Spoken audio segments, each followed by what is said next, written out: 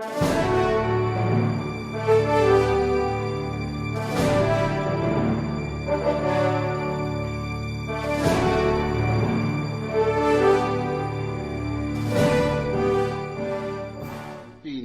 Article 7 of the 1987 Constitution, which in turn contemplates a truthful and accurate disclosure thereof.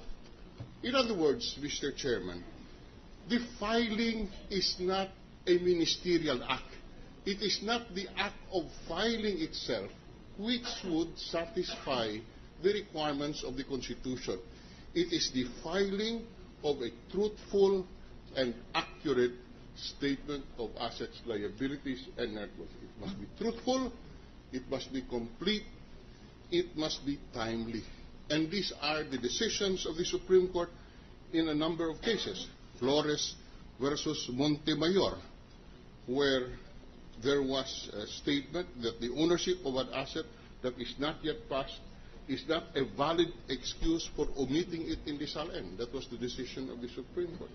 In the case of Office of the Court Administrator versus Judge Usman, every public official or government employee must make and submit a complete disclosure of his assets, liabilities, and net worth in order to suppress any questionable accumulation of wealth. And in the case of, in another case, Ombudsman versus Pelino, the court ruled that there must be a timely disclosure of the assets. So it is clear from this jurisprudence that it is not the ministerial act of filing that the government official complies with his duty. The SALN must be accurate, must be truthful, and must be timely.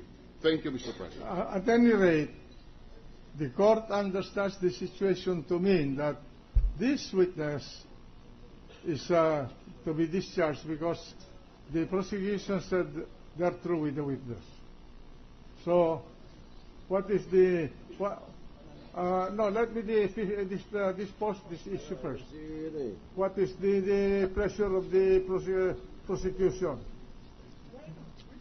Your Honor, as far as we're concerned, we're through with the witness. Oh, you're through with the witness. So, what is the pressure of the gentleman from Defense. Taguig? Mr. President, good afternoon. From Taguig and Pateras, I have a clarificatory question to the witness, and since Senator Bong ran out of his Marcos of his 2 minutes, I'd just like to continue his clarificatory statement, Your Honor. Proceed. Yes. Let me. I did not know that the gentleman from Ilocos Norte has not finished his 2 minutes. If he has not finished his 2 minutes, he has the right to finish his 2 minutes. I had in fact finished my 2 minutes, Mr. Senate President. So I yield to the gentleman from Taguig. Just on his point. I'm sorry, Mr. I did President. not. I thought that you exceeded the 2 minutes, and I must apologize. Please, the gentleman from Taguig proceeds. Mr. Presiding Officer, Mr. President, let me agree with your statement previously with Senator Marcos, Senator Pia Cayetano, and Senator Drilon. I think this all started when we had a ruling regarding 2.2, 2.3, 2.4. Malinaw na malinaw po dito na hindi pwede hindi pwede magpasok ng ebidensya tungkol sa ill-gotten wealth as a separate charge. At kahapon nilabas yung written resolution. Ngunit, pwedeng ipakita ng prosecution ang kahit anong property na hindi isinama sa SALN under 2.2 and 2.3 or kung mali ang ipinasok, ibig sabihin sa presyo, description, o kung anuman. Ito po sinasabi ni Senator Drilon. But we cannot ignore that while there is a trial ongoing here, there is a trial ongoing outside. And kahapon nung lumabas yung discount because of the question of Senator Pimentel, parang ang pinapalabas na nung discount ay meron deal na nangyari between Mega World and the CJ. Na this is very unfair to both the respondent and to Mega World unless, in fact, yun ang gustong i-prove ng prosecution. So I just have one or two questions sa witness and then sa counsels. No? Witness, good afternoon.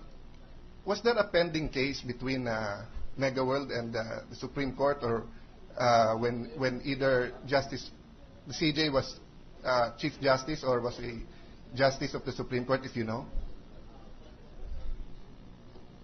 Hello? Yes, Your Honor. Actually, we actually have lost 2 cases in the Supreme Court. I have here the details. And, So you had a case pero natalo kayo? Yes, sir. Okay, Twice. so We had just 2. to ask you directly, etong reduction or discount, this had nothing to do with the case, or did this have something to do with the case? Nothing whatsoever, Your Honor. Okay, next question. Would you have offered the same price to any other buyer? I would have, sir. When did the negotiations take place for the price? Before you knew it was CJ Corona or Justice Corona at the time buying it, or you would have offered it to anyone anyway? Honestly, sir, at that time, I didn't even know it was CJ Corona, sir. Okay. So meaning if I or anyone else came and said, dahil damage yan, billing ko na yan for 14 million, ibebenta nyo na 14 Yes, million? sir. It was brought to my attention. So, whether it's the private prosecutor or the gentleman from Cavite. So, sir, did I get the statement right of Congressman Saga that you are asking this question not to dispute the price, but to show that the price reflected in SALN is either non-existent or is wrong? Well, actually, Your Honor, just by way of background there, we were permitted to present evidence insofar as paragraph 2.2 and 2.3 is concerned. That's correct. And under 2.3, it is expressly provided. It is also reported that some of the properties of the respondent are not included in his declaration of his assets, liabilities, and net worth in violation of the Anti-Graft and Corrupt Practices. Just to abbreviate, sir, no? So, just for this property, so for the Bellagio property, nandito ba sa 20... Ito po bang number 5, yung condo, 6.8 million current fair market value, yan ho ba yung Bellagio? Ito po Yes. sa SALN sa Exhibit M nyo. Yes, Your Honor. Okay. So, ang pinapakita nyo lang dito na 14 million ang selling price, pero 6.8 million dito, tapos ang acquisition cost wala. Wala po. Okay. But hindi tayo, you're not asking that question or you're not going into whether there was a deal between Mega World or CJ or whether it was ill-gotten. Well, insofar as the issue of ill-gotten is concerned, we admit that we are not presenting an evidence insofar as ill-gotten wealth is concerned, Okay po. considering the So ruling. I think klaro and we can move Yes. on already from that issue, because I just like to make of note here. Mega World is a publicly listed company na naghihirap ang ating Pangulo at lahat ng ating mga economic team na magdala ng investments into our country. So we have to be very careful when we make accusations. Let's make it very clear. Kung hindi, linawin din po natin dito. I'm not referring only to the prosecution, but we have to be responsible here. Thank you, Mr. President. Thank you. We are is the defense counsel through with his cross-examination? In view of this development, Your Honor, may I announce on record that I am through with the cross-examination of the witness. Mr. Thank President. you. Thank you, Mr. Witness. Mr. President, Yes, they are. Senator Estrada, Senator Recto, and Senator Osmeña wish to pose questions. Who is the first one to be recognized? Estrada, Mr. President. The President pro tempore of the Senate has the floor. Thank you, Mr. President. Mr. Witness, again, I would like to ask a question. Are you comfortable in speaking in Tagalog or in English? Tagalog po. Yesterday, couldn't force your colleague Mega World, since I think he was just half Filipino.